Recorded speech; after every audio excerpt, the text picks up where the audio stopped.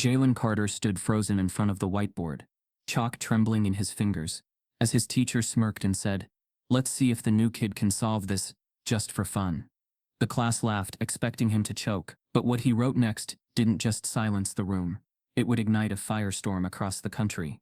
One problem, one solution, and a school desperate to bury the truth.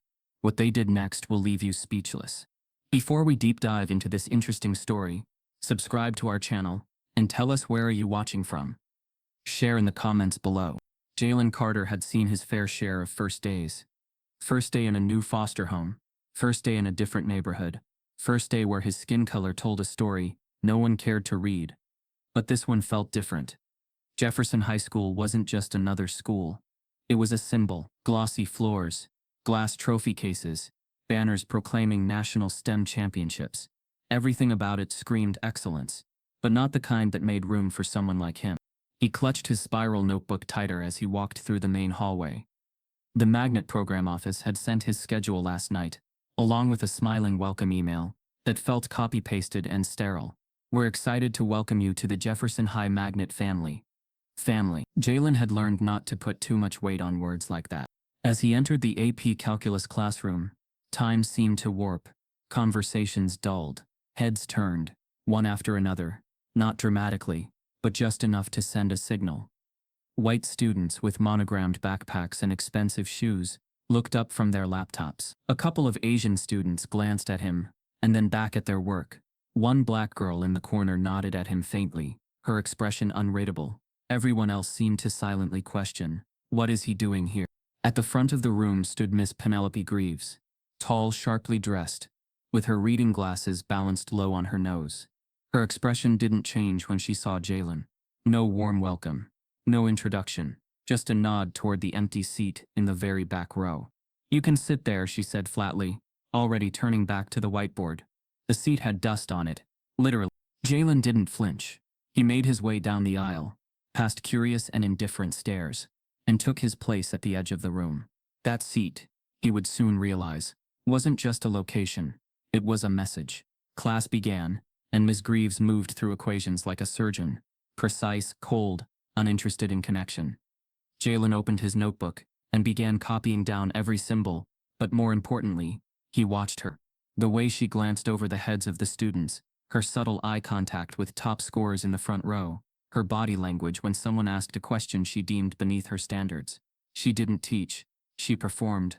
The students were already in sync with her rhythms. Jalen wasn't. Not yet.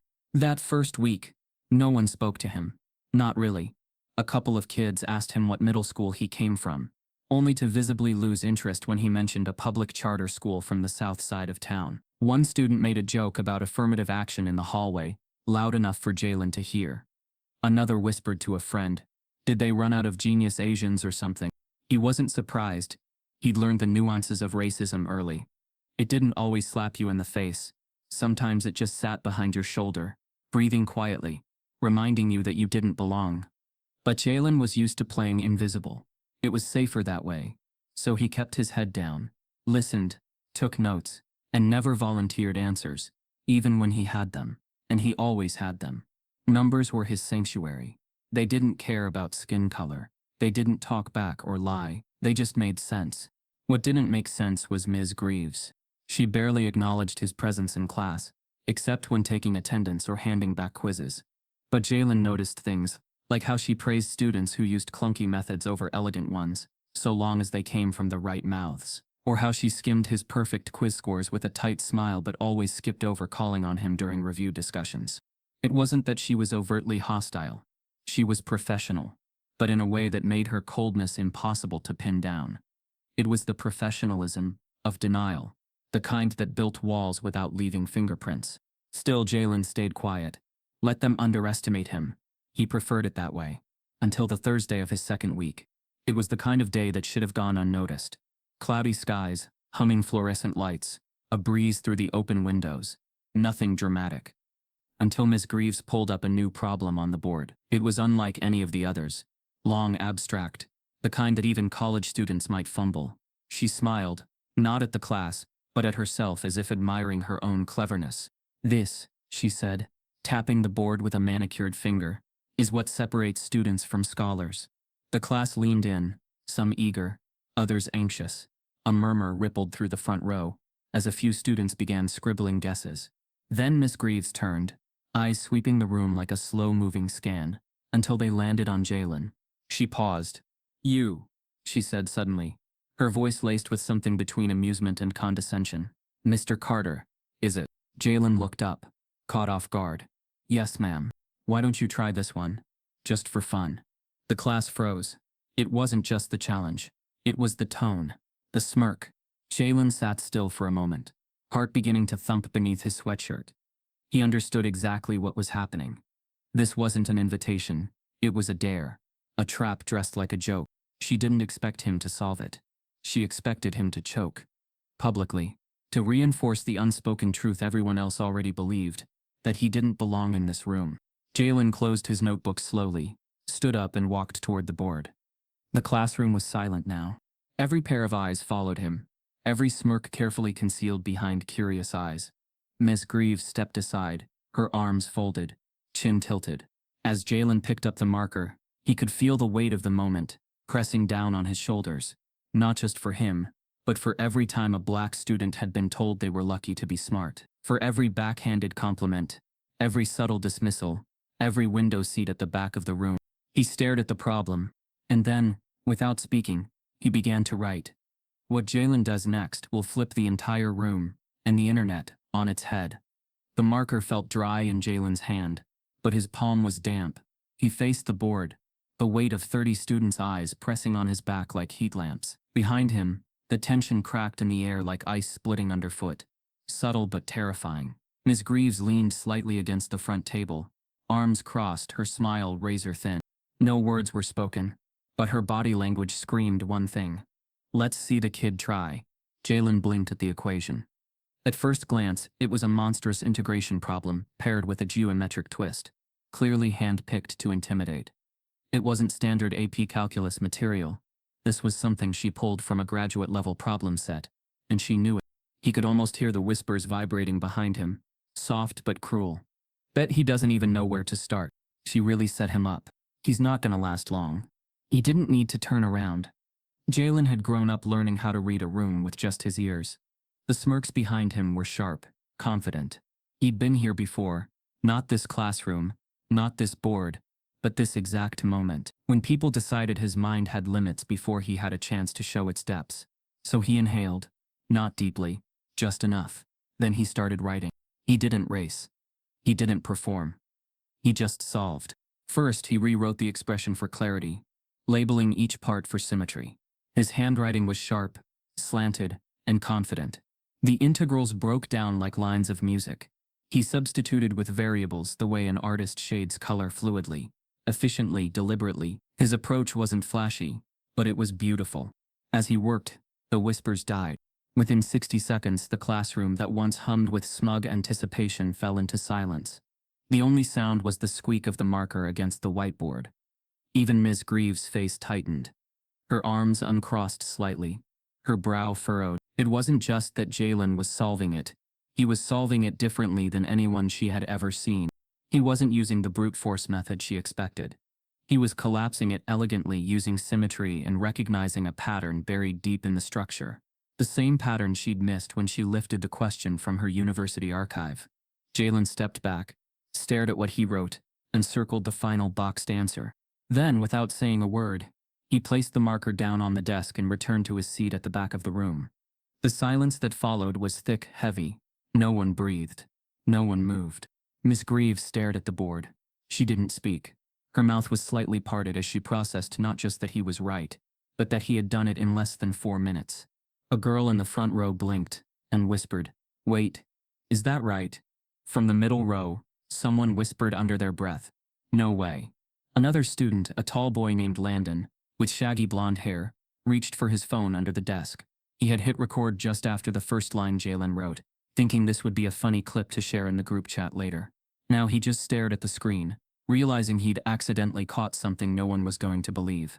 A few students looked at Ms. Greaves, waiting for a reaction. Praise. A compliment. A grudging acknowledgement. Instead, she turned slowly toward her desk, lips pressed tightly together.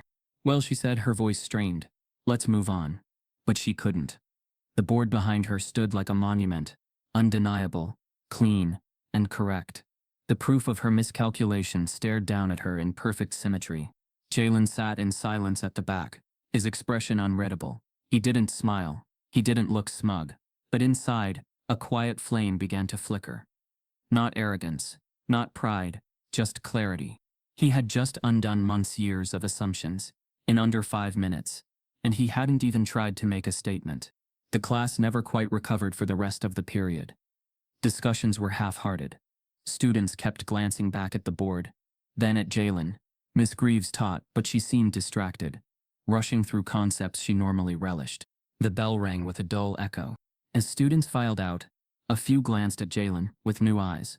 Not friendly, not hostile, just confused. Like they'd just watched someone open a locked door they never knew existed.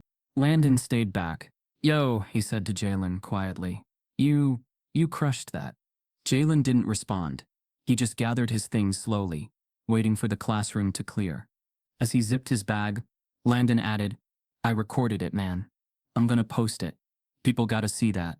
Jalen finally looked up. His eyes were calm, but his voice was careful. "Don't post it." "Why not, dude? It's insane. You just made her look." Jalen shook his head. "I didn't come here for that." But Landon didn't listen. Later that night, the video appeared online. No captions, no editing. Just a 34-second clip titled, "Teacher Tries to Clown Black Kid. Instant Regret." Within hours it was shared on 3 major Reddit threads, 5 TikTok accounts, and started climbing Twitter's trending list under the tag Jalen Carter. People didn't just share it, they dissected it. The way Miss Greaves smirked, the dead silence, the mathematical precision, the quiet walk back to the desk. One user wrote, "This is what happens when you underestimate the wrong one." Another tweeted, "Black excellence is not your entertainment." And someone else quietly, simply posted, "This kid just changed everything." But as the numbers climbed, so did the attention. And not all of it was kind. The next morning, Jalen arrives at school to find that the video and the consequences have already gone far beyond his control.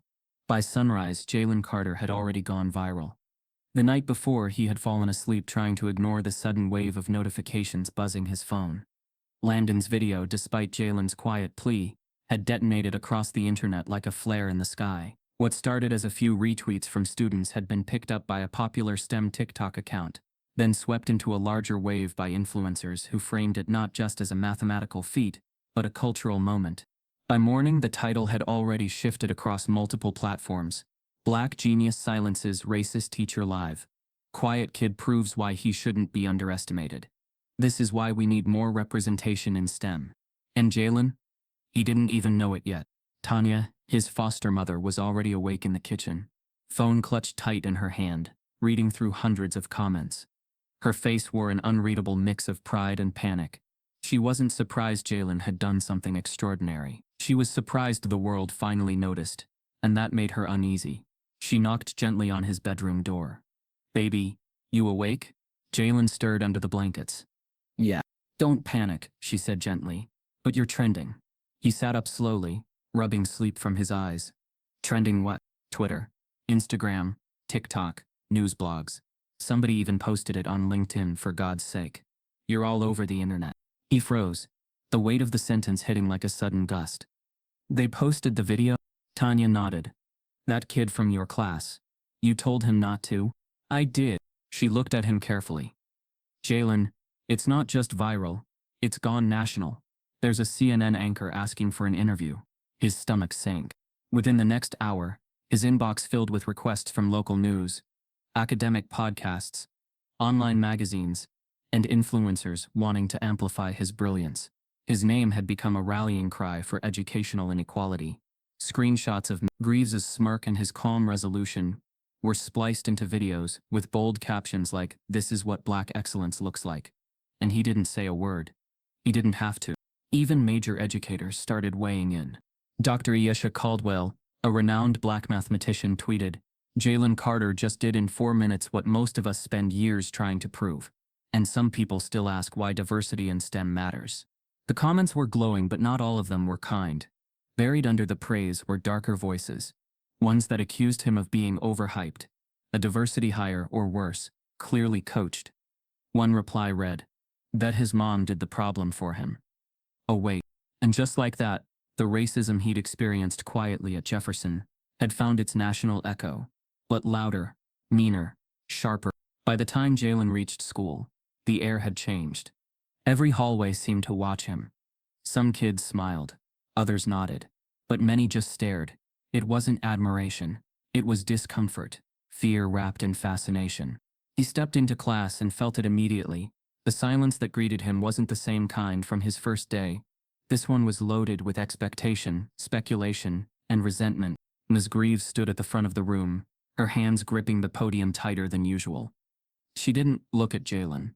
Not once. "Let's get started," she said flatly, pretending the explosion online had never happened. But even her voice had changed. The authority was still there, but now laced with something else. Strain, embarrassment, maybe even fear. Class moved on like a body running on muscle memory, but the atmosphere was fractured. Some students dared sneak glances at Jalen. Others kept their heads down like they didn't want to get involved. No one spoke to him. After class, Jalen stayed behind. He didn't plan to. His backpack was already zipped, his notes organized, but something made him linger. Ms. Greaves finally looked at him. Her eyes were cold, measured, but behind them, a storm brewed. "You made quite the impression," she said slowly. Jalen didn't reply. She tilted her head. "Enjoy your 15 minutes. Still." He said nothing. Ms. Greaves picked up a red marker and walked back to the board. "Just remember," she added, without looking back, "this program rewards consistency, not internet stunts." That sentence landed heavier than any insult could have. It was polite, professional, and poisoned. Jalen walked out, pulse pounding. He knew what she meant. She wasn't going to fight him in the open. She'd find another way. And he was right. That afternoon, the principal's office was flooded with calls and emails. Parents, reporters, alumni. Some called to praise, others to demand action. Some even accused the school of being racially biased, especially after seeing how calm Ms. Reeves was during the video, and how little she acknowledged his brilliance. Internally, the administration scrambled. No one wanted a lawsuit. No one wanted to trend. The school's image, their carefully polished donor-funded image, was at stake. Principal Merrick called an emergency meeting with senior staff. Ms. Greaves was present. So was the magnet program director. "Do we have any statements prepared?" Merrick asked, pacing. "We should release something neutral," one administrator suggested. "Acknowledge the viral moment, commend Jalen's work, and reiterate our commitment to excellence." "And what about the racism accusations?" someone else asked. Ms. Greaves stiffened. "This is absurd. I treat all my students equally." No one replied. The silence said enough. Outside the meeting room, students whispered. Cameras crept out in hallways. News vans began appearing across the street. Jalen had become a lightning rod, and the storm was only growing. That night, Jalen sat with Tanya at the kitchen table. "I didn't ask for any of this," he said quietly, scrolling through comment sections. "I didn't want to go viral." "I know, baby. But sometimes, the truth goes viral, whether you want it to or not." He looked at her, his eyes heavy. "They're going to come after me now, aren't they?" Tanya didn't answer. She just reached across the table and took his hand. And the next morning, the retaliation began. Jalen opens his locker to find something inside, a note. No signature. Just 6 words. "You're not as smart as them." The day after the video went viral, Jalen Carter became both a hero and a threat. In the halls of Jefferson High, students now whispered his name in the same breath they used to talk about influencers, rappers, and athletes. But it wasn't admiration that followed him. It was suspicion, masked as curiosity. Some students approached him with wide eyes, asking how he did it. One even called him a Black Einstein, as if the compliment wasn't loaded with expectation and stereotype. A few tried to sit next to him at lunch, but their conversations felt rehearsed, almost performative, like they wanted proximity to a moment, not to Jalen himself. Others weren't subtle in their disdain. In the bathroom, 2 boys whispered as he walked in. "Bet he had that problem memorized. They always find a way to cheat." Another girl in his chemistry class asked him bluntly, "Did someone help you before class or something?" Jalen began to realize that the more perfect he was, the more people believed he must be faking. The resentment didn't stop with students. It had seeped into the faculty too. One teacher who had never even spoken to Jalen suddenly stopped calling on him in class. Another, his physics instructor, began grading his lab work with vague comments. Lacks originality. Despite Jalen following every instruction precisely, his papers would come back with lower scores than less detailed ones, the red ink dancing around his work like cuts that didn't bleed. But it was Ms. Greaves who drew first blood. She began giving unannounced mini-assessments every other day, short quizzes she never gave before. No prior review, no warning, just 10 problems at the start of class. They always seemed to cover material they hadn't learned yet. Yet Jalen aced every one. He didn't just survive the trap, he thrived in it. But that only made things worse. After his fourth perfect score, Ms. Greaves paused while handing back the sheets. Her voice was casual, but the undertone was acidic. "Well," she said to the class, "I guess some of us just have natural advantages." The room fell quiet. No one asked what she meant. They didn't have to. Jalen didn't look up. His grip on the paper tightened until the edges curled.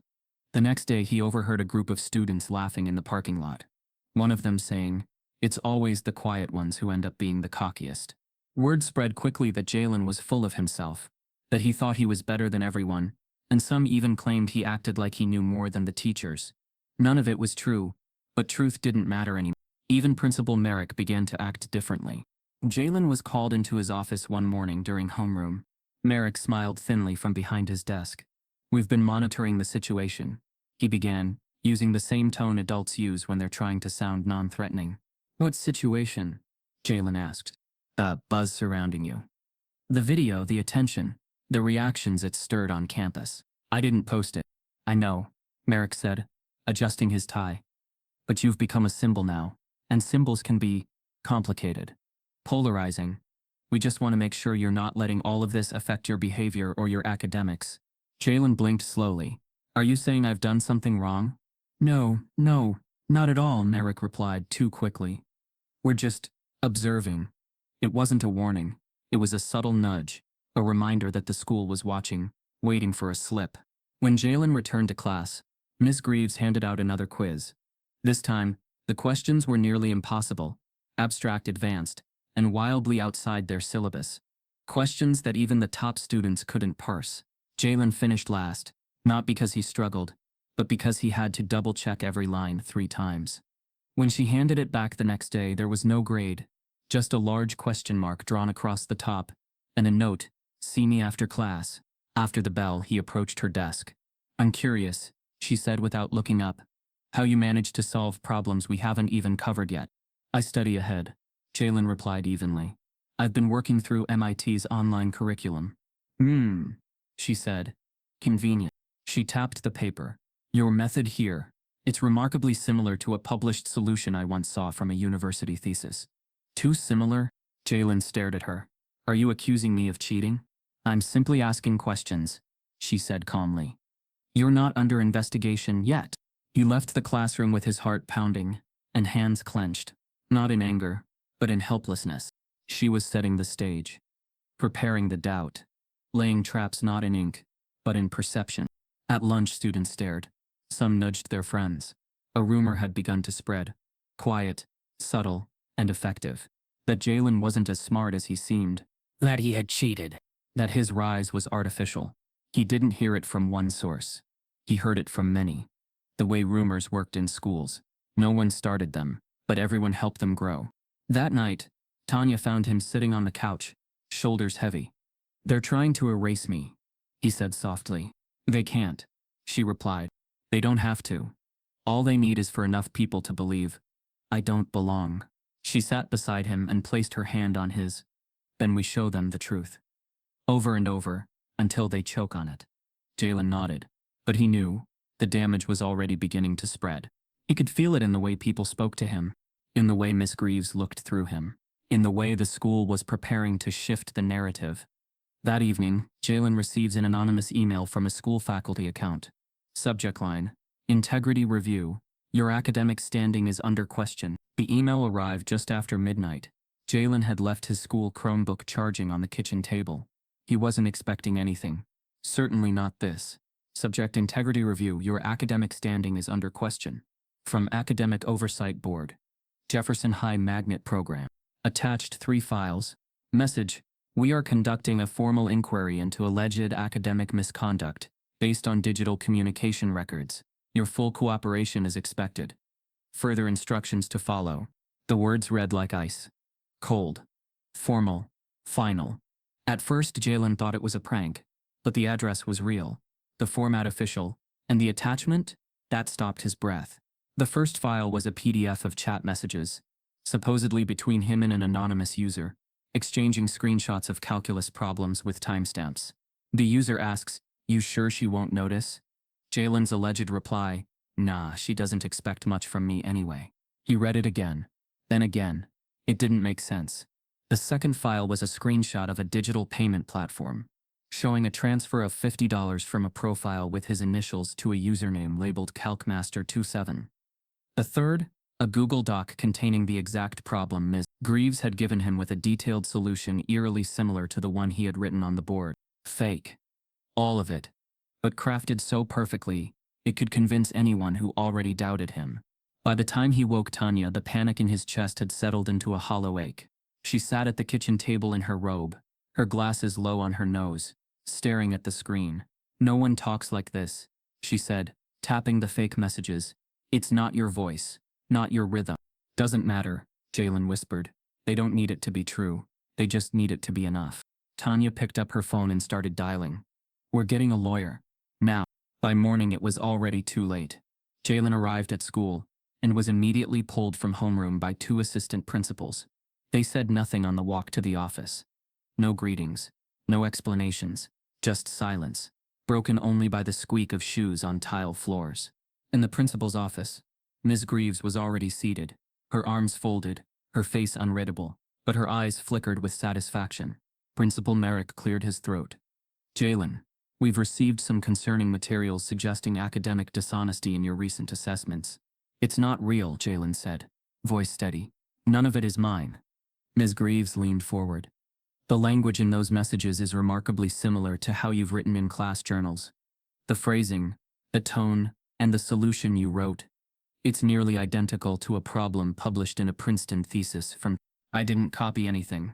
I've never even seen that thesis. The evidence suggests otherwise," Merrick replied. "What evidence?" "Screenshots with no IP address. Anonymous users." Jalen's voice rose despite himself. "You're really doing this based on some random email?" Merrick exchanged a look with Miss Greaves before speaking again. "Pending further investigation, we're placing you on academic probation and removing you from the STEM magnet program." Those words hit like a blow to the chest. Removal. Jalen's breath caught in his throat. "You're kicking me out. Without proof?" "This is not punitive," Merrick insisted. "It's precautionary, while we conduct a thorough review." "But you didn't conduct anything yet. You got an email and decided I was guilty." Ms. Greaves spoke again. Quieter this time. Almost smug. "We can't afford to compromise the integrity of the program." They escorted him out of the office without letting him return to class. By the time he reached the parking lot, the whispers had already begun. Word spreads fast in a school that needs a villain more than it needs the truth. A student passed him by and muttered, "Knew it was too good to be real." Another, "Guess he's not so smart after all." Back at home, Tanya had already found a civil rights attorney named Desiree Monroe, a sharp, commanding black woman with a no-nonsense voice and a record of dismantling schools with histories of racial targeting. She reviewed the files in silence. "It's fake," Desiree said finally. "Sloppy forgery, but effective enough if your school's already biased." "What can we do?" Tanya asked. "First, get ahead of them. We'll file a formal demand for access to internal records, IP logs, metadata, everything. Second, you stay silent. No press, no emails. They're building a narrative. We won't feed it." Jalen stared at the floor. "They already made up their minds." Desiree looked at him. "Then we change their minds. Brick by brick." That night, Jalen received 3 emails from college recruiters, each one politely rescinding interest in his application, citing pending academic concerns as a reason. Tanya saw his face fall but said nothing. She just sat beside him and rested her hand on his shoulder. Everywhere online, the story shifted. News outlets that had praised his brilliance now ran cautious headlines. "Prodigy or plagiarist? Investigation underway at Jefferson High." Reddit threads turned bitter. TikTok comments filled with "I knew it's," and "never trust a one-hit wonder." The worst part wasn't the lies. It was how easy it was for the world to believe them. But just as things seemed darkest, a sliver of light cracked through the noise. It came in the form of a DM, sent to Tanya's Instagram. Of all places. "Hi. I'm not sure if you'll read this, but I went through something like this with Miss Greaves. I thought I was alone. Turns out I wasn't. If you want to talk, I'll tell you everything." The message was signed with a name Tanya didn't recognize. Alana Brooks. She was a past student, and her story wasn't just similar. It was a mirror. When Jalen reads Alana's testimony, he realizes Miss Greaves has done this before and gotten away with it. Jalen read Alana Brooks's message 3 times before he responded. Her words weren't flowery or dramatic. They were measured, careful. But behind each sentence was a familiar burn, one he knew too well. "Ms. Greaves isolated me too. Back then I was told I was too aggressive when I corrected her in class. After that she called on me less and gave me intentionally impossible questions. I went from being top of the class to nearly failing. I thought I was crazy. I thought it was me. But watching your video, it all came back." Tanya reached out immediately, and within a day, Alana was sitting at their kitchen table. She was 20 now, a junior at a state university, and carried herself with a kind of quiet strength, the kind forged from being silenced too many times. She wore a Jefferson High hoodie, though the logo had faded like the respect she once had for the school. "I wasn't just a student," Alana said, pulling out a manila folder. "I was the poster child, first black female in the STEM program, in 6 years. They loved me, until I challenged her." She handed over a printed affidavit, 6 pages detailing her time in the program. The same pattern emerged: sudden academic decline, baseless plagiarism accusations, mysterious emails, and ultimately, her transfer to another school after the board ruled her case inconclusive. "I tried to fight it," she said. "My parents pushed, but the school gaslit me at every turn. They said I was imagining the bias. Said I was too sensitive." Tanya's voice cracked. "They did this to a child." Alana nodded. "They knew what they were doing."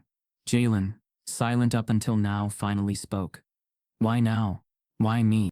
Alana looked at him with eyes full of sorrow and resolve. "Because I saw myself in you, and because I'm tired of being quiet."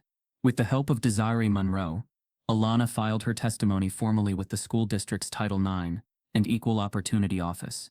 Attached were transcripts, email printouts, and even an audio recording, secretly made during a parent-teacher meeting, where Greaves implied Alana wasn't emotionally mature enough for academic rigor. The school responded the next day. Their statement, released publicly, was polished and vague. They thanked Alana for coming forward but stated, "There is no current evidence that substantiates a pattern of discriminatory behavior by any Jefferson High faculty member." They closed the letter with a line that stung like a slap. "We caution against drawing conclusions based on emotionally driven recollections." It was a polite dismissal, a paper wall pretending to be policy. But Alana wasn't done.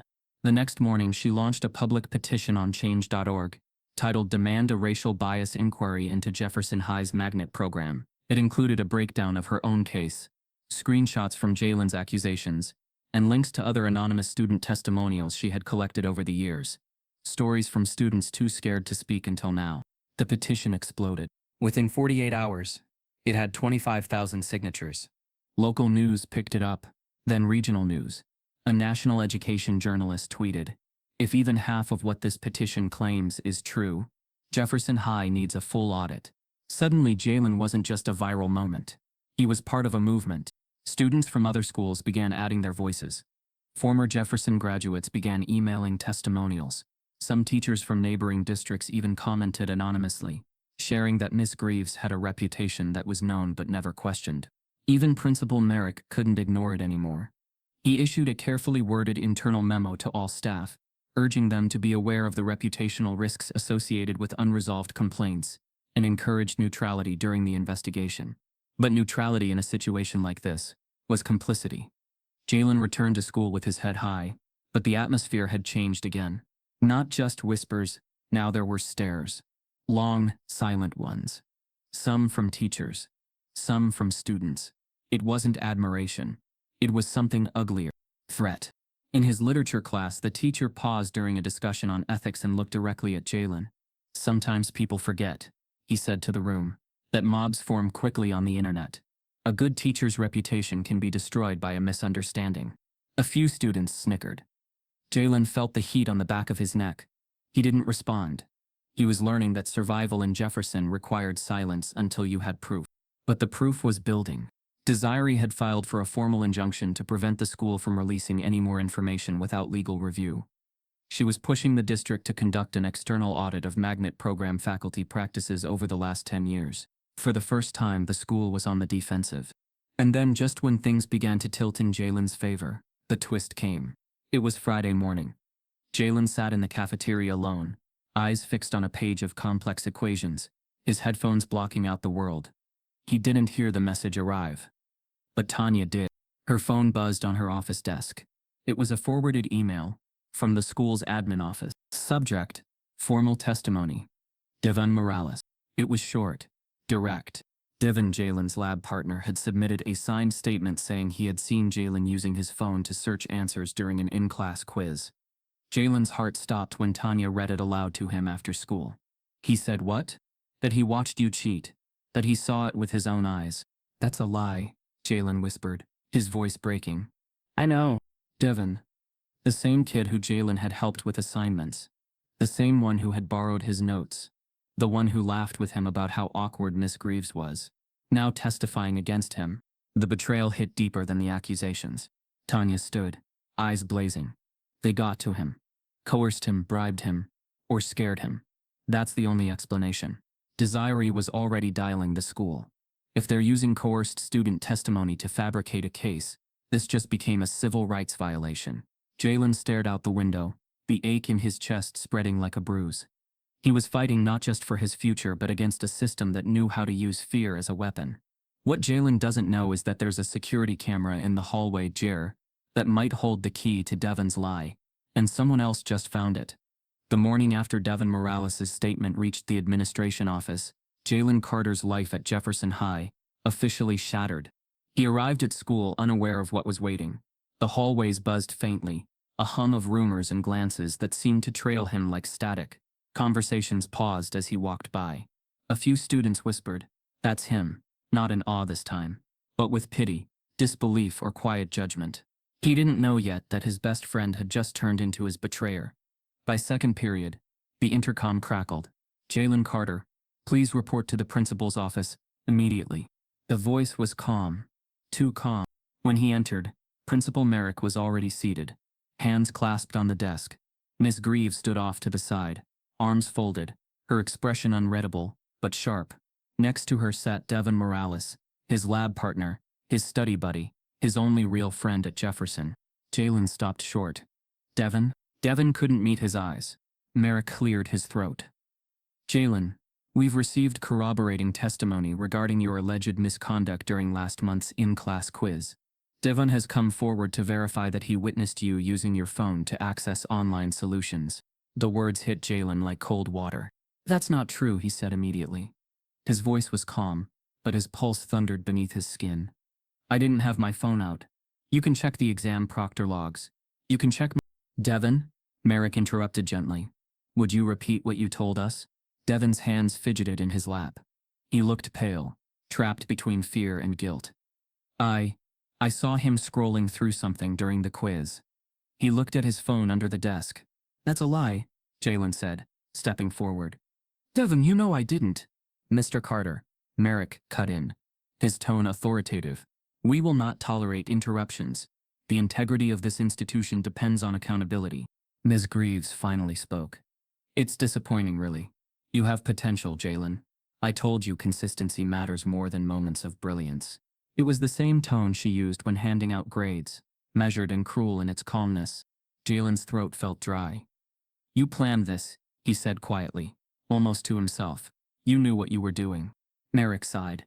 "We're placing you on immediate suspension, pending further investigation. You'll be allowed to complete assignments remotely, while the board reviews the evidence." Devon looked up at that. His lips parted, like he wanted to say something, but he didn't. Jalen's eyes locked onto him. "Why?" he asked, his voice low, shaking with disbelief. "Why would you lie?" Devon's mouth trembled. I had to, man. They said if I didn't, I'd lose my academic credit for the semester. My parents would. He stopped, eyes darting to Ms. Greaves. She didn't move. Jalen took a step back. You could have told the truth. I'm sorry, Devin whispered. But sorry didn't change anything.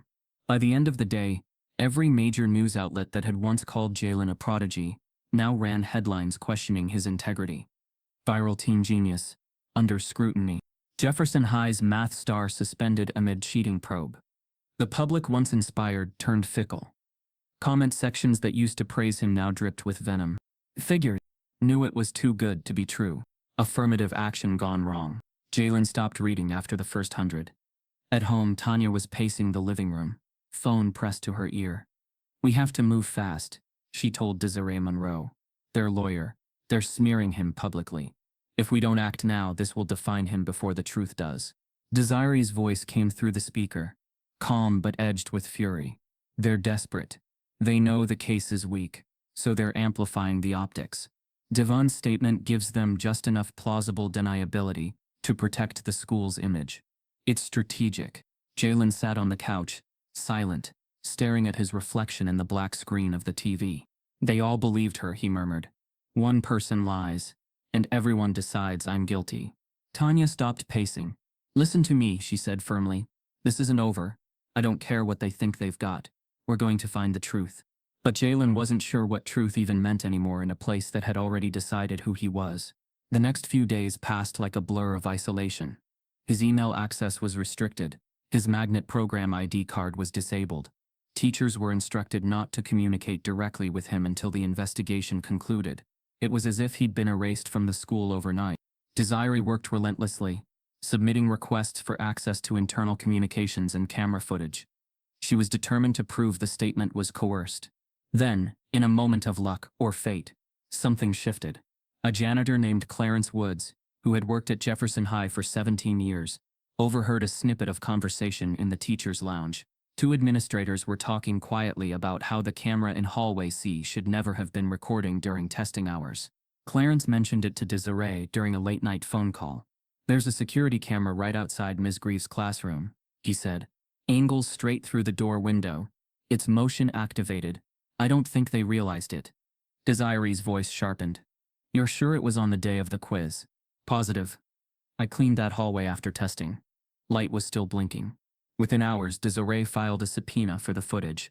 The school resisted, claiming the data had been overwritten due to system maintenance. But something in their tone, something in the phrasing, made her suspicious. She hired a private digital forensic specialist, a quiet man named Martin Cho, to recover what the school said was lost.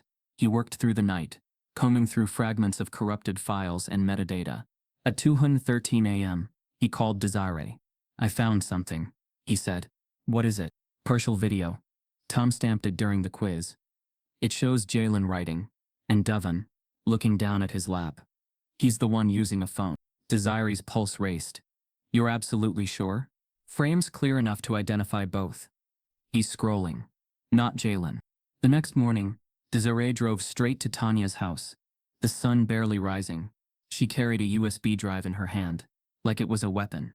Tanya opened the door, bleary-eyed. What is it? Desiree's face was lit with something fierce. Proof, she said.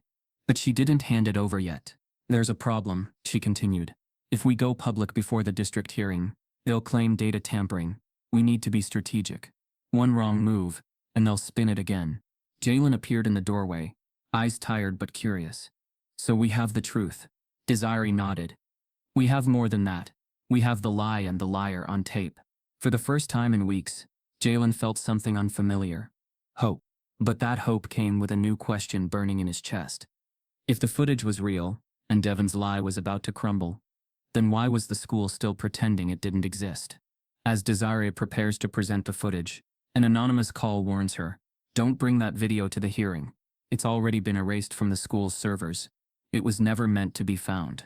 The camera outside Miss Greaves' classroom was old, positioned high near the ceiling of hallway C, where the light flickered and the lockers creaked open with age. Students barely noticed it anymore, and teachers never acknowledged it. But it was there, and it had been recording. Clarence Woods, the school janitor with a quiet disposition and a sharp memory, remembered the day well.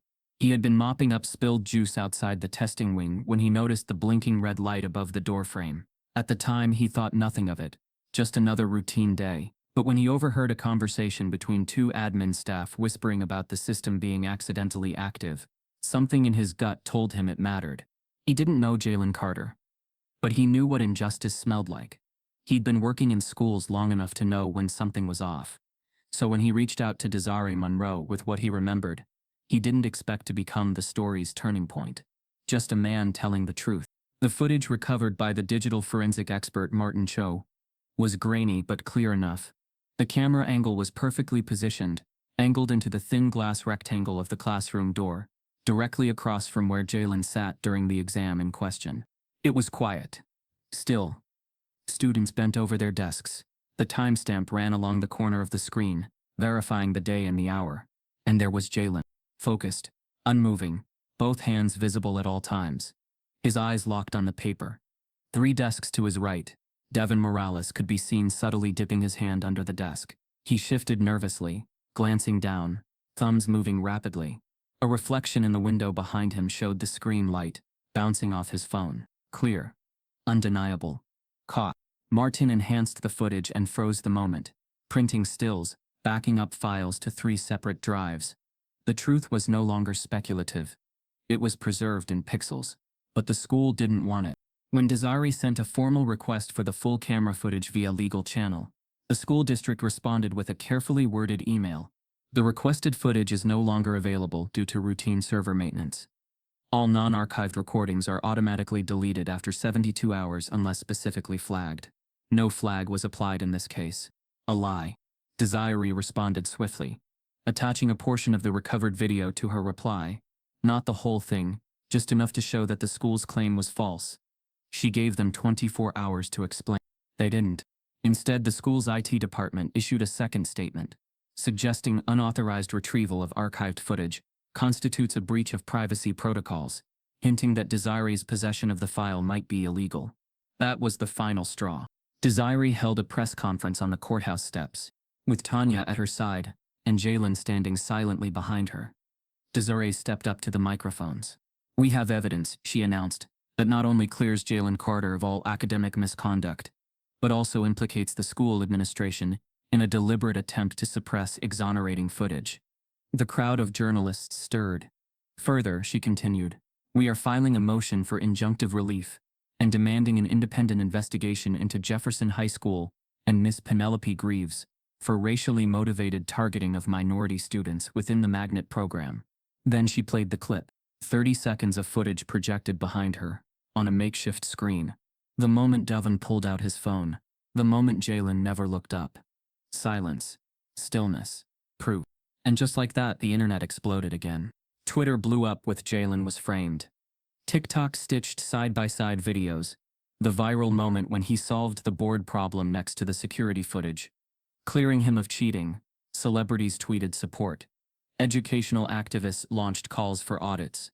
Even a few local politicians joined the chorus, demanding justice and systemic reform. The media didn't ask if anymore. They asked how. How did a school allow this to happen? How many other students were pushed out, discredited, or quietly silenced under the same roof? Back at Jefferson High, chaos erupted. Students began skipping classes in protest. Someone painted "We see you" in chalk outside the magnet wing. A quiet email chain among faculty leaked to the press. Messages showing that Ms. Greaves had raised concerns about Jalen threatening the academic order before any investigation began. But it was an internal memo that caused the most damage. An unsigned document titled "Risk Mitigation Strategy, Carter Controversy" surfaced. It outlined talking points for staff, suggested limiting Jalen's exposure to media, and even recommended keeping minority students focused on academic outcomes, not activism. It was enough to turn an already ugly scandal into something national. That afternoon, Principal Merrick was placed on temporary administrative leave. The school district, under mounting public pressure, released a statement that finally acknowledged what they had refused to admit for weeks. "We are initiating an immediate inquiry into the conduct of faculty members involved in the disciplinary proceedings against Jalen Carter, specifically regarding the suppression of material evidence." For the first time since the nightmare began, Jalen felt the narrative shift. not because the system wanted to change, but because they had no choice. That evening, Tanya turned on the TV and saw her foster son's name on a CNN cry run. From accused to exonerated, Jalen Carter's battle for academic justice. She wiped a tear from her cheek and whispered, "They can't ignore you now." But Jalen wasn't celebrating. He sat in his room staring at the ceiling, his phone buzzing endlessly on the nightstand. It wasn't about clearing his name anymore. It hadn't been for days. It was about what came next. Because no one had yet asked the hardest question of all. If Ms. Greaves was willing to orchestrate this kind of smear campaign, how many others had she already buried? And now, she was finally under fire. The next morning, the school board announces that Ms. Greaves will be formally questioned under oath, and they reveal that another student, currently enrolled, has filed a new complaint against her. The walls of silence that once protected Ms. Penelope Greaves began to crack, one headline at a time. After the surveillance footage was made public, the outcry was immediate. Civil rights organizations, both local and national, began issuing statements demanding a full-scale investigation, not just into Jalen's case, but into Jefferson High's broader pattern of treatment toward Black and minority students in advanced programs. The NAACP issued a formal complaint. The ACLU released a statement warning of deep systemic rot dressed in academic excellence. Educators of Color for Equity launched an open letter titled, "How Many More Jalens?" signed by over 12,000 teachers, professors, and educational psychologists within 48 hours. But the damage didn't stop at the institutions. Within a week, more stories surfaced. One by one, former students, many long graduated, stepped out of the shadows and into the light of public memory. They came with screenshots, journals, emails, grade records, and above all, stories. A Latino student named Ramon Aguilar posted a video on TikTok explaining how Ms. Greaves had accused him of gaming the curve after he scored a 98 on a major test, his highest ever. She claimed the calculator he used must have been modified. He was barred from the math team that semester. A Vietnamese-American student, Amy Tran, detailed how she was discouraged from applying to MIT because, in Ms. Greaves' words, "It's a very cutthroat environment. You may not handle the pressure." Others came forward through anonymous blog posts and old Reddit threads. A Black student from 6 years ago recalled a conference where Greaves told his parents he lacked a rigorous mindset.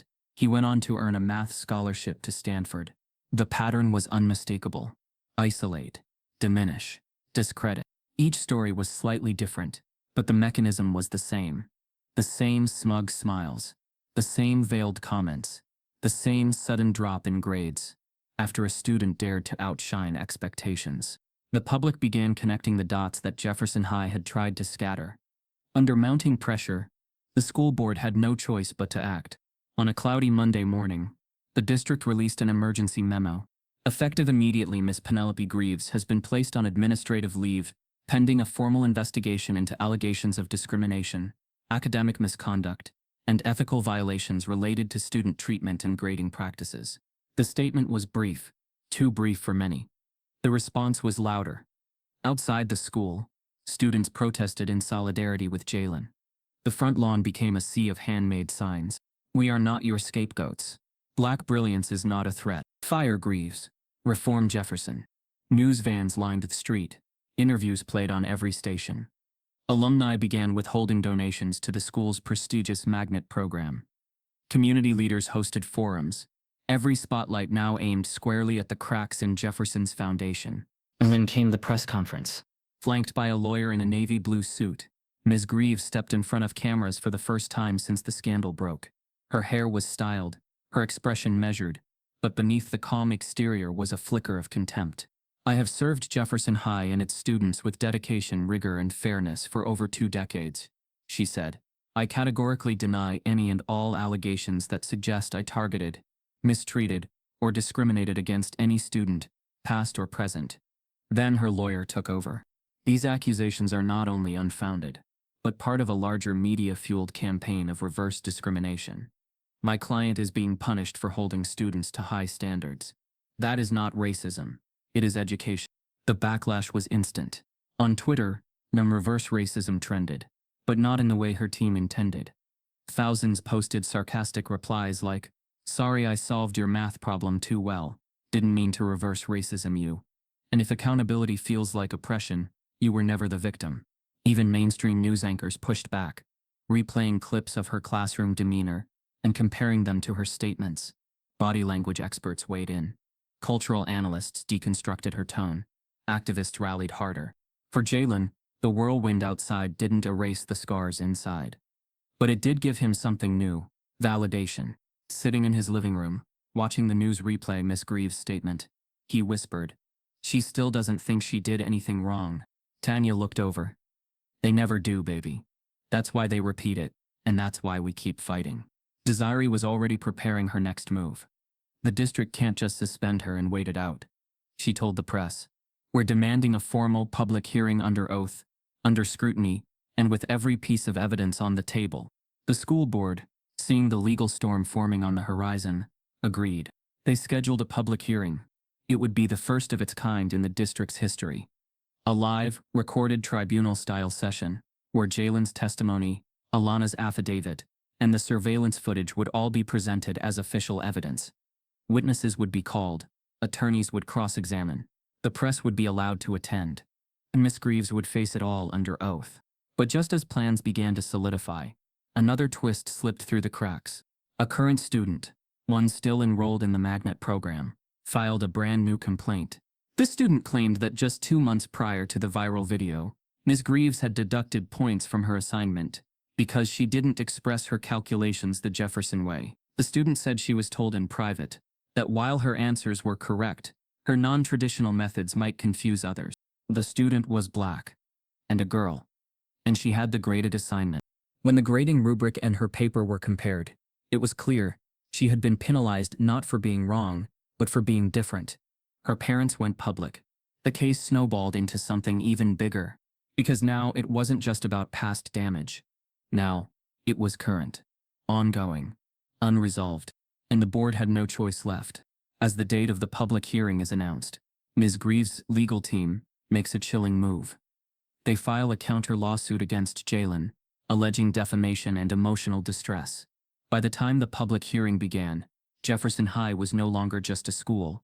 It was a symbol of denial and resistance, but also of a fragile hope that maybe, just maybe, truth still had a voice. The district had transformed the auditorium into a formal tribunal room. Rows of wooden chairs lined the space, occupied by a blend of parents, students, activists, journalists, and silent observers. C-SPAN had requested broadcast rights.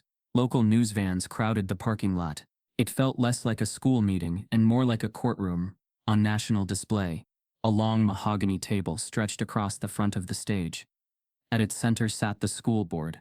5 members, stone-faced behind polished nameplates. To one side sat Desiree Monroe, flanked by Jalen and Tanya.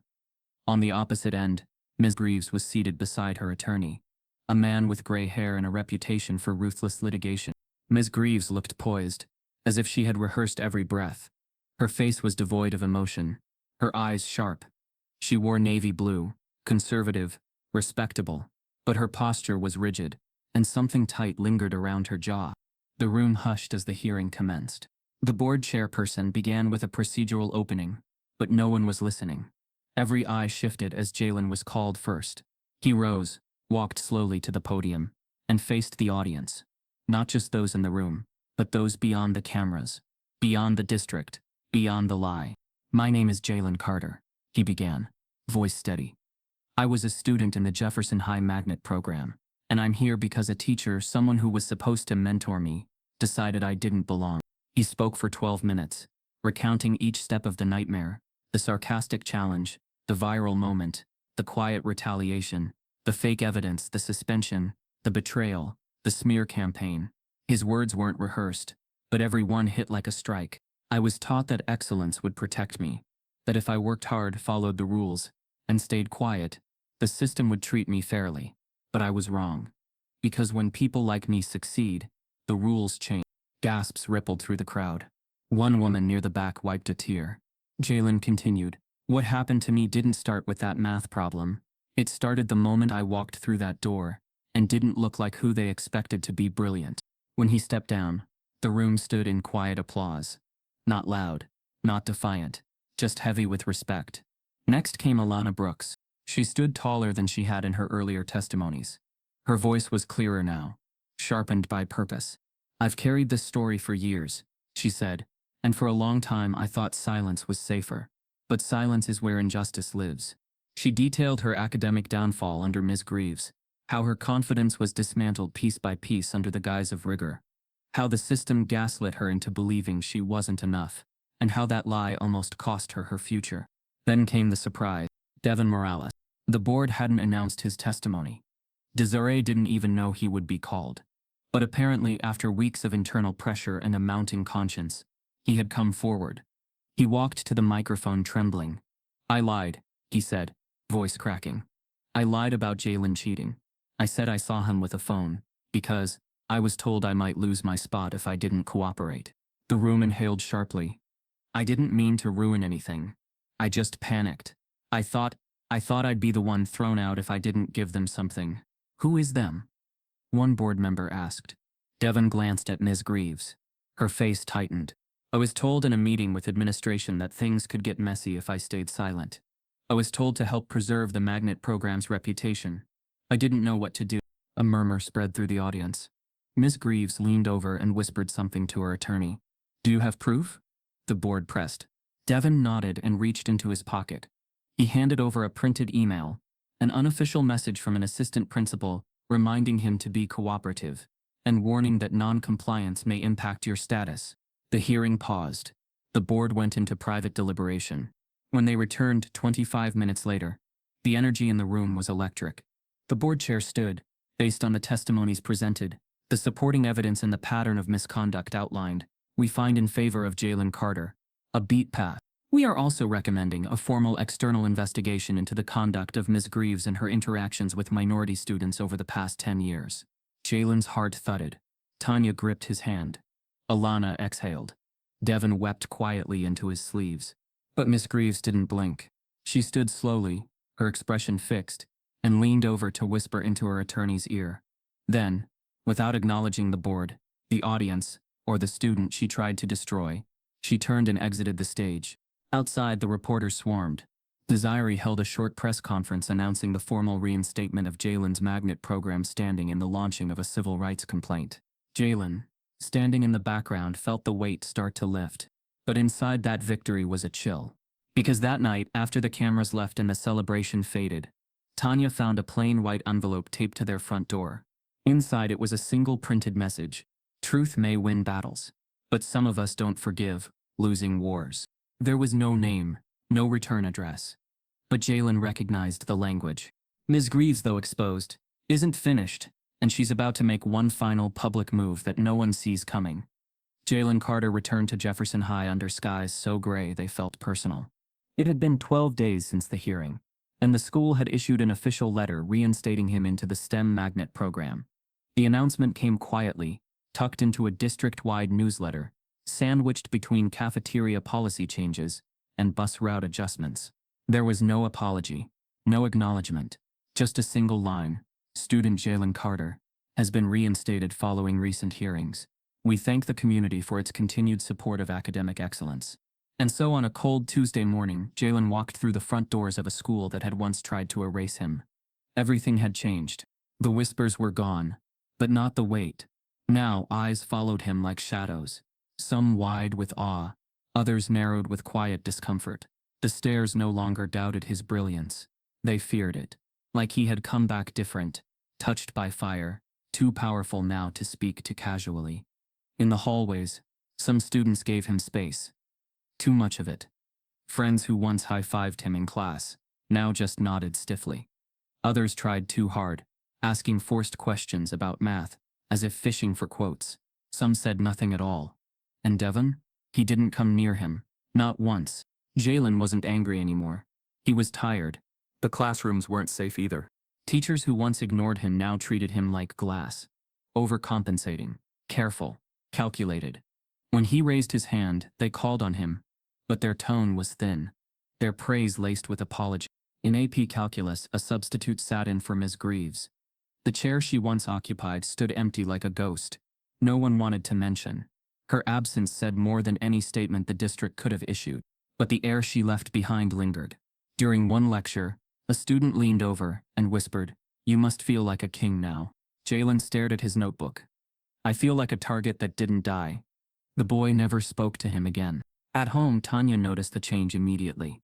He still studied, still completed every assignment, but something was off. He didn't smile. He barely spoke. Some nights he sat awake in his room, with the lights off, just listening to the hum of the heater, as if waiting for something else to collapse. You're back, Tanya told him one evening, as they ate dinner in silence.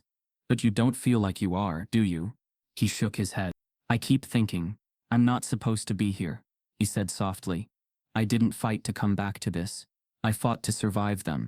Tanya reached across the table. You're right. You didn't fight to be accepted. You fought so they'd stop lying about who you are. But now they just pretend like it never happened. She squeezed his hand. Then remind them. Every time you show up, every breath you take, you remind them. Jalen nodded. But something deep inside still ached. It was a different kind of damage now. Not loud or obvious. It didn't show up on his grades or transcripts. It lived in the silence, in the sideways looks, in the weight of knowing that redemption didn't come with reinstatement. That Thursday during lab period, a visitor arrived in class.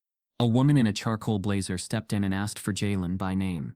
She introduced herself as Dr. Carla Bennett, director of a national youth STEM initiative called Minds Unbound. I've been following your story, she said, smiling. And we've seen what you're capable of. Not just in equations, but in integrity. She handed him a letter. Inside was a formal invitation. Jalen was being asked to speak at the National Youth STEM Conference in Washington, D.C., a gathering of the country's most promising young scientists and innovators. The letter didn't mention the hearing, didn't reference the scandal. It focused only on his work, his ideas, his future. Tanya read it 3 times when he showed her that night. They're not giving you a seat because they feel bad, she said. They're giving you a seat because you earned it, and because your voice is bigger than what they tried to reduce you to. Jalen stared at the letter, at the bold title across the top, Keynote Student Speaker Invitation. He didn't feel ready. He still had scars no one could see. Still flinched when he walked past the administrative office. Still avoided looking at the whiteboard seat, where he'd once written proof that made the world listen. But something inside him shifted. For the first time, the weight he carried didn't feel like punishment. It felt like purpose. Jalen stares out the classroom window, unaware that across the country, a powerful university admissions board is about to make a decision that could change everything again. Jalen Carter sat alone in his bedroom, a blank notebook open in front of him, the weight of 1,000 thoughts crowding his mind. Outside, the wind pressed against the window like it was urging him to write, to speak, to do something with the pain he carried. He was a week away from flying to Washington, D.C. The National Youth STEM Conference had confirmed his appearance, booked his flight, and offered to cover lodging for both him and Tanya. But it wasn't the flight or the crowd that made his stomach twist. It was the speech. They had asked him to speak about resilience, about education, about innovation. But all Jalen could think about was silence. The kind that tried to smother him when he solved that math problem. The kind that surrounded him in the principal's office. The kind that lingered in the stares from teachers who never said they were sorry. He knew he couldn't stand on that stage and pretend the science was separate from the scars. Tanya knocked lightly and stepped in, holding 2 mugs of tea. She placed one beside him. You don't have to be anyone but yourself, she said softly. But you do have to speak like the world's listening, because this time, they are. Jalen looked up. What if I say the wrong thing? Tanya sat on the edge of his bed. Then say it right the next time. But don't let fear do the talking. And with that, he started writing. By the time he boarded the plane, the speech was memorized. Not just the words, but the rhythm, the emotion, the truth in every syllable. The conference was held in a marble and glass convention center downtown, a futuristic space buzzing with digital kiosks, AI-powered robots, and students from all over the country. Jalen moved through it quietly, not as a tourist but as someone who had fought tooth and nail just to be seen in rooms like this. His name was on the schedule. Keynote Youth Speaker, Jalen Carter. Jefferson High Magnet Program. The auditorium was packed. Educators, journalists, scientists, tech CEOs, Ivy League admissions officers, and students hungry for inspiration. Cameras lined the aisles, microphones were clipped, and when Jalen stepped onto the stage, the buzz quieted into a hum of anticipation. He didn't rush. He let the silence settle before he spoke. My name is Jalen Carter, he began. And I love math. A ripple of soft laughter broke the tension. I love it because it makes sense. Because equations don't lie, and numbers don't care about skin color. He paused. But people do. The laughter stopped. Jalen continued. I was 14 the first time a teacher looked surprised that I solved a problem faster than the rest of the class. Not impressed, surprised. Like my answer couldn't possibly be right until someone else confirmed it. His voice didn't tremble. It sharpened. When I transferred into Jefferson High's STEM magnet program, I walked into a system that didn't expect me to succeed, that didn't see brilliance in my skin tone, that didn't offer me challenge. It offered me scrutiny, sarcasm, surveillance, until the moment I solved something they thought I couldn't. He told the story, not the viral one, the real one, of what it meant to be framed, silenced, discredited. He talked about the weight of being called too confident, and how success became a threat once it couldn't be ignored. And then he looked directly into the camera. The problem isn't one teacher, he said. It's the structure that lets one teacher do this over and over without consequence. It's the systems that ask, are you sure, instead of asking, what needs to change? A hush spread across the auditorium. STEM is supposed to be about innovation, about breaking the rules that hold progress back. But if we're still gatekeeping genius with stereotypes and skin color, then we're not innovating. We're just replicating old harm with new technology. He ended not with a quote or a call to applause, but with a question. How many brilliant minds are we still silencing before they even have a chance to speak? When he stepped away from the mic, the audience stood, not one at a time, all at once. The applause wasn't thunderous. It was tidal, emotional, earned. Tanya watched from the front row, hands clasped, tears streaking her cheeks. Alana, who had flown in on her own to support him, stood beside her, clapping so hard her palms turned red. The moment broke the internet within hours. Clips of Jalen's speech were posted to YouTube, TikTok, Instagram, and Twitter. Teachers used it in classrooms. Journalists called it a seismic moment in youth advocacy. Even celebrities reposted it. Actors, athletes, politicians, saying, this is what leadership looks like. Jalen Carter trended for 3 days straight. But Jalen didn't read the comments. He spent that night in his hotel room, barefoot on the carpet, staring out at the DC skyline, trying to understand how pain could make a path. He wasn't trying to go viral again. He was just trying to make it make sense. The next morning, while sipping hotel coffee and flipping through complimentary newspapers, Tanya's phone rang. She answered casually, not expecting much. The voice on the other end was calm and clear. This is Dr. Leone from Princeton University. Is Jalen available? Tanya nearly dropped the phone. She passed it over without a word. Jalen took it. Unsure. Hello? Mr. Carter, the voice said on behalf of the admissions committee. I want to personally offer you a full academic scholarship. Room, board, tuition, all of it. We believe you belong in rooms where genius is expected, not doubted. We'd be honored if you chose us. Jalen said nothing for a long moment. Ben, thank you. I'd like that. He hung up and looked at Tanya. She was crying again. Silently. You did that, she said, with nothing but your truth. But the celebration was short-lived. Because later that night, in a dim office miles away, someone else was watching the speech replay. Over and over, jaw tight, eyes cold. Miss Greaves wasn't done. As Jalen's scholarship offer goes public, a new lawsuit is filed, this time against the school, and it threatens to reveal just how deep the corruption really runs. The world had crowned Jalen Carter a symbol, but symbols, he was learning, don't come without enemies. It started quietly, with whispers of legal filings. A week after Princeton's scholarship announcement, news broke that Miss Penelope Greaves had filed a lawsuit, not against Jalen, but against the Jefferson School District itself. Her claim, defamation, emotional distress, and unlawful termination resulting from a politically motivated witch hunt. In the opening statement of her 34-page complaint, her lawyers painted her not as a perpetrator, but as a victim, a dedicated educator targeted and sacrificed in the name of social media optics. It was a masterstroke of inversion, and it worked. The story spread like wildfire. Cable news debates flared. Commentators argued over whether Miss Greaves had been unfairly canceled or rightfully exposed. One pundit called her the face of reverse discrimination in education. Another labeled her lawsuit a desperate attempt to rewrite history. And right in the middle of it all, Jalen's name appeared again. He hadn't even been named in her lawsuit, but her supporters made sure the world knew whom they blamed. Online, her defenders rallied. Anonymous accounts began spreading doctored clips of Jalen's speech from the STEM conference, edited to make him appear angry, militant, ungrateful.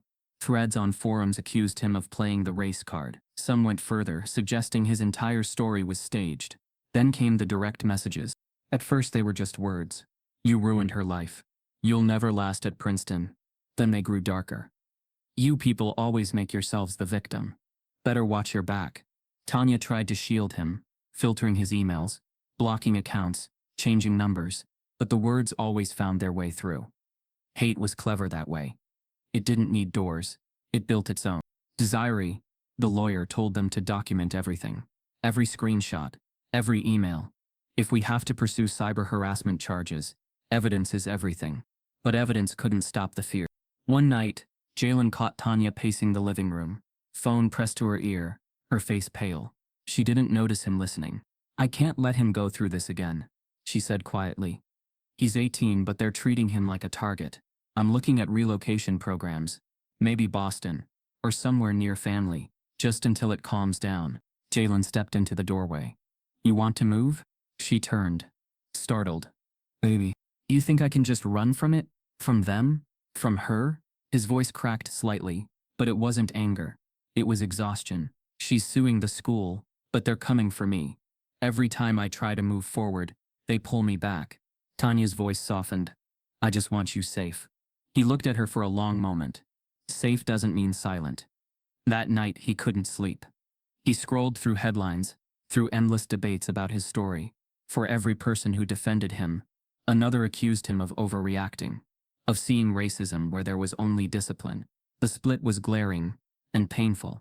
The country that had once called him a prodigy now seemed divided over whether he should have spoken at all. Even the media turned fractious. One prominent newspaper ran a front-page headline: "The boy who broke the system or broke his school." Editorials debated whether Jefferson High had buckled to social pressure. TV hosts argued late into the night. Was this really about racism or reputation? One anchor demanded. Are we punishing teachers for doing their jobs? Asked another. Jalen watched one of those debates in silence until Tanya turned off the TV. They're making you a topic, not a person, she whispered. That's how they strip your power. Don't let them. He didn't reply. But inside he knew she was right. For the first time since everything began, Jalen felt the fatigue in his bones. Not just from the fight, but from the spotlight. He missed the quiet anonymity of his old self. The kid who solved math problems for fun, not for justice. But the universe had other plans. 3 weeks later, he received an email from an unfamiliar address. National Education Equity Council, Washington, D.C. He clicked it open cautiously. Dear Mr. Carter, your leadership and resilience have inspired a nationwide conversation about equity in education. We would like to formally invite you to join the National Youth Advisory Panel on Education Reform. This initiative will work directly with policymakers to address systemic disparities in academic environments nationwide. Your experience and voice are vital to this mission. We hope you'll consider. Dr. Malik Henderson, Executive Chair, NEE. Jalen stared at the screen, his mind spinning. This wasn't a school award. It wasn't an invitation to speak. It was a seat at the table, the kind where real change was built, not begged for. Tanya walked in, still holding her coffee. You okay? He turned the laptop toward her. They want me on a national reform panel. She froze. Like the government? Like the people who write the laws? Her eyes welled. Jalen, that's a lot, he interrupted quietly. It's a lot. He sat back, the glow of the screen painting light across his face. He thought of Miss Greaves, how she was probably still fighting to prove she was the victim. He thought of Devon, of Alana, of all the students who never got their justice. He thought of his name being twisted online, reshaped by people who had never met him but felt entitled to hate him. And then he thought of the millions of kids who were still sitting at desks right now, somewhere in America, trying to prove they belonged in rooms that had already decided they didn't. He closed the laptop softly and looked at Tanya. Maybe this is why it happened, he said. Not so I could win, but so I could help fix what broke. Tanya smiled faintly through her tears. You're not just speaking truth to power anymore, baby. You are the power now. But as Jalen sat in silence, his phone buzzed again. A new alert from a private social media thread titled "Justice for Greaves." The top post read, "She's not done yet. Wait until you see what she drops next." As Jalen prepares to join the National Reform Panel, leaked documents from Ms. Greaves' legal team surface online, hinting that the school's corruption may reach far beyond Jefferson High. The weight of a name changes when it becomes a movement. After months of trial, public testimony, and brutal online scrutiny, Jalen Carter's name was no longer just trending. It was transforming. Not because the world had suddenly decided to embrace him, but because he had reshaped what it meant to survive injustice without shrinking. Jalen became the student face of academic equity reform. He didn't ask for the spotlight, but he didn't run from it either. He stood before legislators, superintendents, and policy advisors in D.C., telling his story, not with rage, but with razor-edged clarity. He spoke about the silent violence of low expectations, about the loneliness of being the only black student in an advanced class, about how racism didn't always scream. It often whispered, dressed in policy, subtle punishment, and polite dismissals. One quote from his testimony was reprinted across the country. "Excellence means nothing if access is rigged." That line found its way into policy meetings, school board presentations, even onto posters hung in classrooms. But Jalen didn't stop at words. With the help of Desiree and a few education activists, he launched STEM for All, a national mentorship initiative designed to support students of color in STEM fields. The program paired high school students with college mentors, offering free tutoring, mental health resources, and advocacy training. In just 2 months, it had spread to 6 states. Requests poured in from teachers and counselors wanting to implement the curriculum. Students who once felt alone were now connected through Zooms and Slack groups, sharing their experiences and finding safety in numbers. Meanwhile, the dominoes fell across the education system. Alana Brooks, whose voice cracked open the gate of silence, received an unexpected call from Stanford University. After reviewing her case, and with public pressure mounting, the school offered her a transfer admission for the spring semester. She cried when she read the email aloud to Jalen. "You did this," she whispered. "No," he said. "We did." More stories emerged across the country. At a high school in Georgia, a black student exposed how her gifted program rejected her despite straight A's and perfect scores. In Oregon, an Asian student released recordings of a guidance counselor telling him to be more humble when applying to Ivy League schools. In response, district by district, change began to move slowly, but visibly. State education boards started requiring anti-bias training for all faculty. And advanced programs, a pilot bill called the Carter Clause, a policy initiative mandating transparency in academic tracking and discipline disparities, was introduced in 2 state legislatures. One lawmaker described it as the most important student-led reform in a generation. Jalen read the article but didn't celebrate. He just exhaled, then kept going. He began traveling quietly, often without notice, to schools that reached out. He visited classrooms where students of color were thriving quietly, but invisibly. He shook their hands. He told them they mattered. He showed them that surviving wasn't the end goal. Thriving was. Back home, Tanya watched him from the kitchen window as he took calls on the porch, sometimes pacing barefoot, sometimes silent for long stretches. She never interrupted. She knew he was stitching something sacred back together piece by piece. Late one evening, a white envelope arrived in the mail. It bore the seal of the State Department of Education. Tanya opened it slowly, her hands shaking slightly as Jalen walked in behind her. "What is it?" he asked. She handed it to him, still speechless. Inside was a formal letter of consideration. The state was in the final stages of renaming one of its most prestigious academic scholarships, the Jefferson Future Scholars Award, a program long criticized for favoring wealthier, whiter suburban students with access to elite resources. They were considering renaming it the Jalen Carter Fellowship for Inclusive Excellence. The letter included the language of the proposal. "In recognition of Jalen Carter's courage, intellect, and advocacy in challenging inequity within academic institutions, we propose a renaming that reflects not just achievement, but justice." Jalen sat on the edge of the couch, stunned. "Me?" he whispered. Tanya nodded slowly, her eyes glassy. "Baby, they want your name to mean opportunity." He held the letter in both hands, staring down at it. "I used to think all I wanted was a place in the room," he said quietly. "Now, it feels like I'm building the room." Tanya smiled, wiping her eyes. "You are." But the moment didn't feel like victory. It felt like responsibility. His name would no longer just belong to him. It would belong to every student trying to prove they were enough, to every child silenced in a classroom, to every teacher who dared to believe in them. The letter ended with a request. Pending confirmation, we'd like your approval and a brief personal statement to accompany the dedication. Jalen folded it gently, then stood. Let's go for a walk. They stepped outside into the early dusk, the air crisp, the sky gold-edged. For the first time in months, Jalen breathed freely, not because the storm had passed, but because he had learned to navigate through it. But as they walked, Tanya's phone buzzed in her pocket. She read the alert and slowed to a stop. What is it? Jalen asked. She turned the screen toward him. A major news outlet had just published a leak. Internal documents from Ms. Greaves's legal team, obtained through discovery, had been anonymously released to the press. The headline was simple, but chilling. Statewide manipulation. Jefferson case files reveal suppression pattern across multiple schools. Attached were over 100 pages of emails, memos, and policy drafts, suggesting that Jefferson's handling of Jalen's case wasn't an isolated event. It was part of a larger coordinated effort to protect advanced academic programs by keeping performance optics in check. Jalen stared at the screen. What does that mean? Tanya asked, already knowing the answer. Jalen didn't speak. He just turned and looked toward the horizon.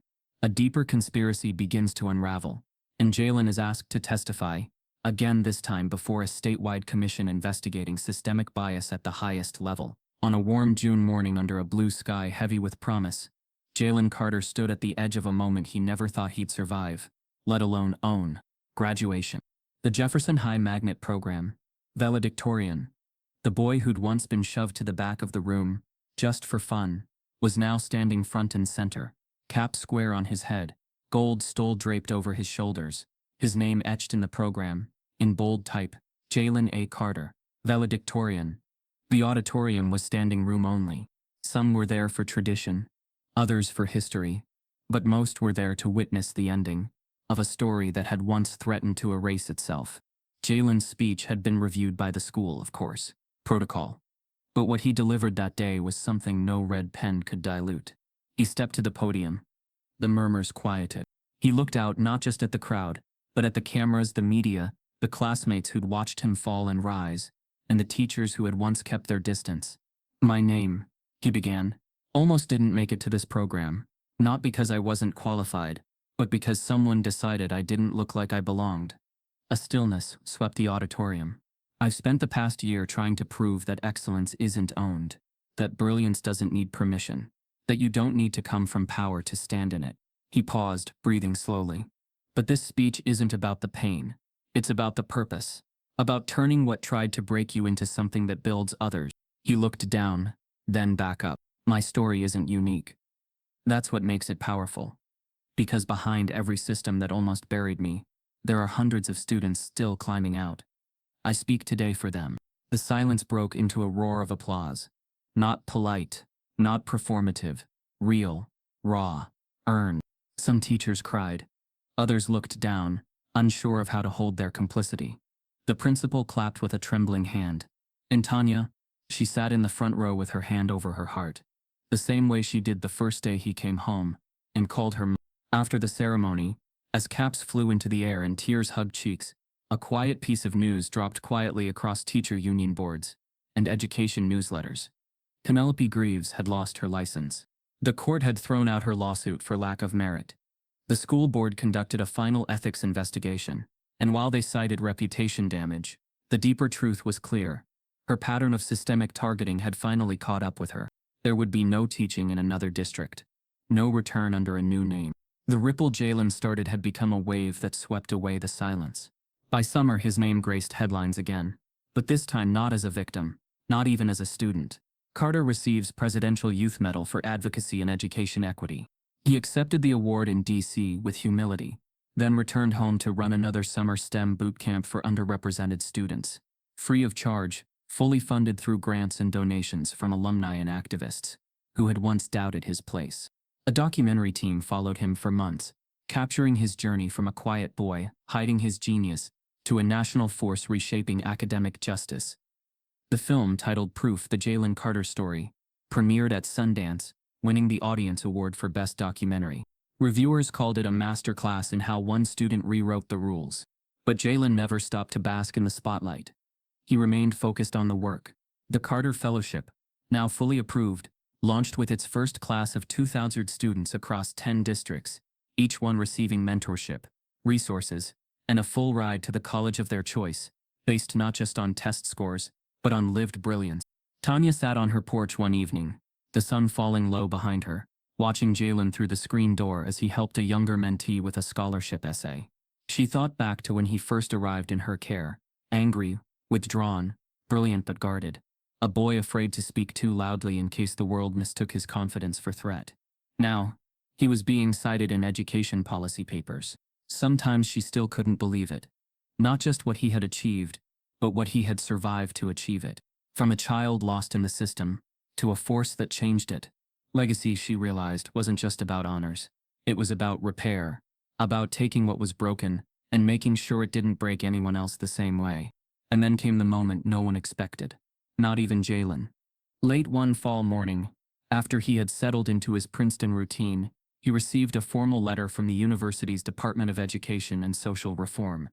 We would be honored to invite Mr. Jalen Carter as our youngest ever guest professor in residence for the spring term. Your experience, insight, and lived advocacy represent the future of what academic excellence must look like. Tanya cried when she read it. Jalen just stared, stunned. Professor? Already? You're not teaching from a textbook, Tanya whispered.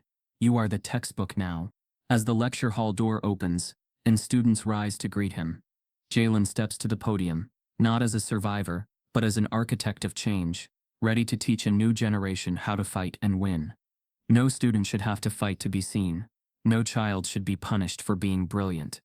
If this story made you feel something, if you believe every voice deserves to be heard, type yes. If you believe in justice, subscribe if this broke your heart.